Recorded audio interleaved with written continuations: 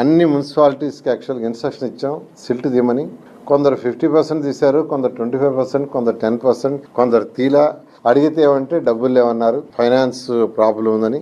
దానికి ఇవాళ ఒక 50 కోట్ల రూపాయలు యాక్చువల్గా సీఎం గారిని అడిగి ఒక 50 crores ఈరోజు ఈ రాష్ట్రంలో ఉన్న 123 మున్సిపాలిటీస్ లో 17 మున్సిపల్ కార్పొరేషన్స్ ఉన్నాయి.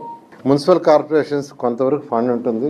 అందువల్ల ఈ మున్సిపల్ కార్పొరేషన్స్ కాకుండా మిగిలిన 106 మున్సిపాలిటీస్ కి ఒక 50 కోట్లు వాడు రిలీజ్ చేశాం.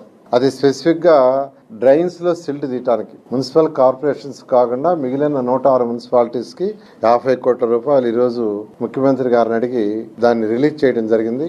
ఇమీడియట్ గా టెండర్లు పిలుచుకొని సిల్ట్ 100% పూర్తిగా తీయమని వాళ్ళ మున్సిపల్ అధికారులందరికీ ఆదేశం ఇచ్చాం. నేను కూడా ఫిజికల్ గా చెక్ చేస్తాను రెగ్యులర్ గా నేను చెప్పడం జరిగింది. అందువల్ల రాష్ట్ర ప్రజలందరూ కూడా ఎవరైతే ఎక్కడైతే ఈ మురికి నీళ్లు అయి ఉంటాయో ఆ ఏరియాలో ఉండేవాళ్ళు ఇట్లాంటి ప్రాబ్లం వచ్చిన వాళ్ళు నీళ్లు కాసి చల్లార్చి తాగండి. నీళ్లు కాసుకొని చల్లార్చి మన పిడుగురాళ్ళలో కూడా అదే చెప్పొచ్చాను. మనకి ఈ ప్రాబ్లమ్స్ పోవాలంటే ఖచ్చితంగా under ground drainage system, under ground drinking pipe lines రావాలి. దానికి 2014-19లో ఏషియన్ ఇన్ఫ్రాస్ట్రక్చర్ ఇన్వెస్ట్మెంట్ బ్యాంక్ ద్వారా 5,350 కోట్లతో ప్రాజెక్టు శాంక్షన్ చేయించాం. అది స్పెసిఫిక్ గా దీనికోసమే.